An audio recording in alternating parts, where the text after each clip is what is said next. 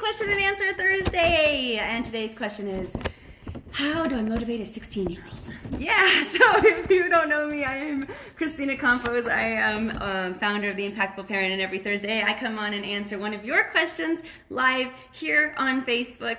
And yeah, so let's get started. If you want to submit your question for next week, you can DM me or you can email me at theimpactfulparent@gmail.com. So here we go. Today's question is, how in the heck do you motivate 16-year-olds? Is it food? Inquiring minds want to know. I'm not even a parent, but finding it increasingly hard to motivate some of my students. All right, so I'm going to try not to be long-winded, as I say every week, but I give you two main suggestions. I can go on with this for a while. It's actually a pretty complicated subject, right? If we had a great answer for this, then we'd all be using it. But here's my suggestion.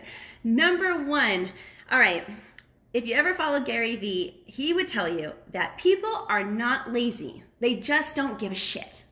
And those are his words, not mine. But you got to figure out why they would want to do something. You got to motivate them, right? So the thing you need to do is you have to make it important to them, not to you. And that's really important.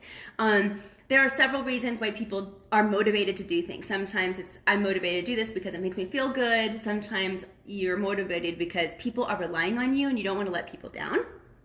Sometimes you're motivated because you just need to get to point X. And for teenagers and 16-year-olds specifically, a lot of times that's really what motivates them. How do I get to point X? Like who I want to be when I grow up. So how do you find their why in life so that you can motivate them? And now now I'm sounding like Simon Sinek. He's amazing, another amazing leader of our time. Well, I think the mistake that most parents make is that they don't sit down and really explain the why they have to do things to their teenagers. It doesn't just come to them. We think like, oh, don't you just see why you need to do that? No, they don't see it. And parents don't sit down and explain it. Instead, they say something like, well, you need to do that because I said so. Or you need to do that because, let's take history class, for example. You need to do your history class, you need to pass the test because you need to graduate high school. Okay, that's not great motivation for your teenager, guys. Instead, it's really important to teach your children early on in life that they have to do certain things in order to get what they want. And if you do not have a teenager yet, I'm talking to you right now because it is super important to instill these values right now. I do it with my own younger children, or actually all my children, but for example, in order to get onto an electronics on any given day, there's certain check marks boxes they have to fill. They have to make sure that their room is clean. They have to have so much time reading first. There's certain tasks that they don't want to do that they have to do in order to get what they want to do. And if you start instilling this value in them early on with simple tasks that you want them to do around the house, it will carry on later on in life. So the objective is to teach children, especially teenagers, that to take a short-term sacrifice in order to accomplish a long-term gain. That's the bottom line. So let's say you don't have the luxury of being the parent, like in this particular question, and you just have a teenager because you're a teacher or you're a mentor. Well, there's still hope. You can still instill these values. Let's go back to my history example. So you don't want to say you need history in order to graduate, so just study and take the test. Instead, you want to sit your child down and explain to them, all right, so you need history in order to become the world-renowned DJ that I know you want to be. Why? Because you need history in order to graduate high school. And you need to graduate high school so that you can get into a great music school. Because no one wants to hire you if you haven't had the education that you need in order to be an amazing musician. okay? See, now you're linking the dots between history class and their purpose in life. And that's what gets people motivated. So you might want to continue on with that conversation with something like, companies don't want to hire quitters. And if you quit history class and fail, and that then in turn has you quit high school or not graduate or get lower grades than you want, so now you don't go to the school you want to go to or whatever, you lay out those consequences for them, and then you say, then you're not going to get the job that you want. Nobody wants to hire a quitter. It's really important for some kids to realize that a college degree is not just about the education. It is literally about showing an employer what the college degree represents. And what represents is work ethic, study habits, the ability to get up and go to class and be on time, to accomplish something, to take a test, to be under pressure, and to still have victory. That is what college represents. Can you do all of that alone? Hopefully not under the direct supervision of somebody, because now you're on your own. So that's what college represents. And you show that. You have to sit down and say, this is what the employers are actually looking for. That's how you're going to reach your goal. And that's why history class matters. I also would say that sometimes the key to getting them to really get motivated is just knowing someone else in life who's done what they want to do. And then if you don't have the luxury of meeting that person in person, which would be amazing, you can also study those people who have done the things that your child wants to do, wants to learn how to do in life. And you study what were the first steps that person needed to do in order to get where they are, what kind of work ethic did they have to have, where do they need to go to accomplish their goals.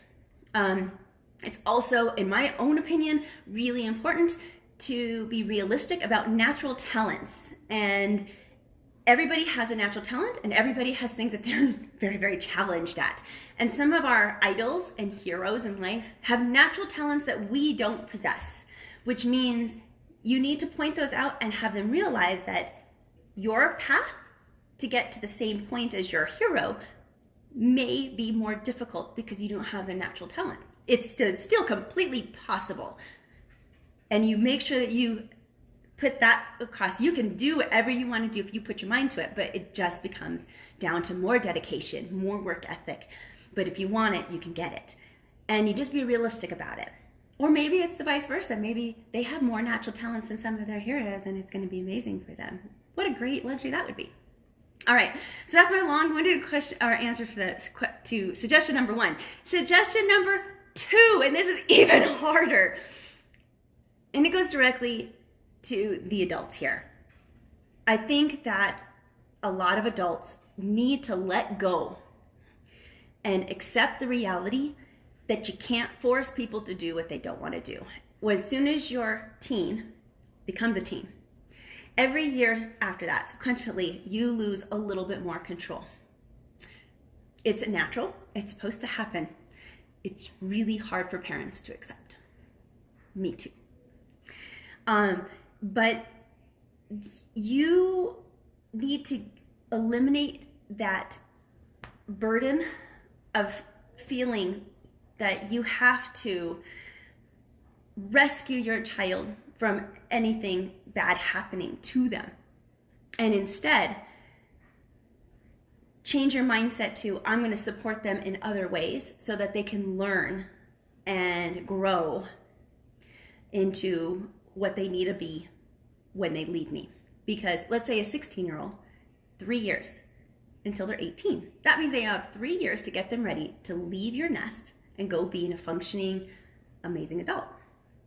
If you are consistently saving them, having to force them to do things in order to get anything done, there comes a point when you're not helping anymore.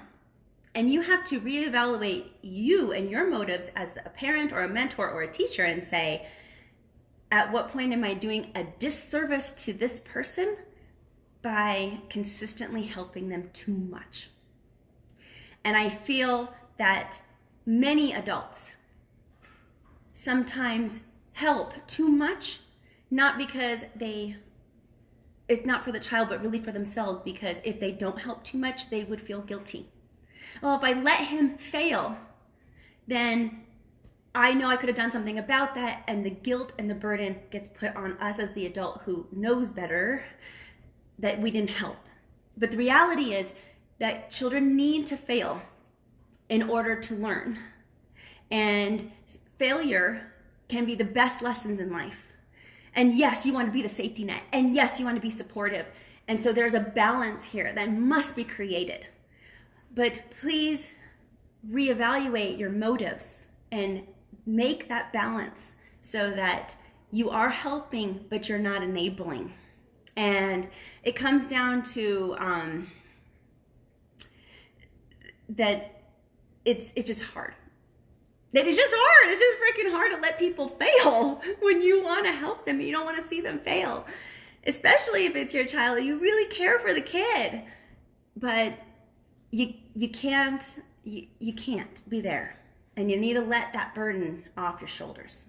You need to let them experience their life. And don't you want your kids to fail now while they're younger and 16 and still in your home with your safety net and your love and your support to help them through those failures and the natural consequences of some of their actions, than to find out later when you're not there anymore because now they're 18, 19 and they've moved out of your house, and now they're making those failures because you weren't there to make them do whatever they needed to do. So now they fail, but now they're not under your safety net anymore. Now they're all by themselves. No, you want them to fail now with you there so that you can support them and help them and lift them up and help them learn from their mistakes. So anyway, I really hope that helps you. Thank you so much for submitting that question. It's such a tough one, and much love to all you parents. Parenting is hard. It's tough, and I'm right there with you. If you have a question for me for next week, please submit it. DM me. theimpactfulparent@gmail.com is the email, and maybe next week I'm going to pick your question to answer live here on Facebook. Thanks, guys.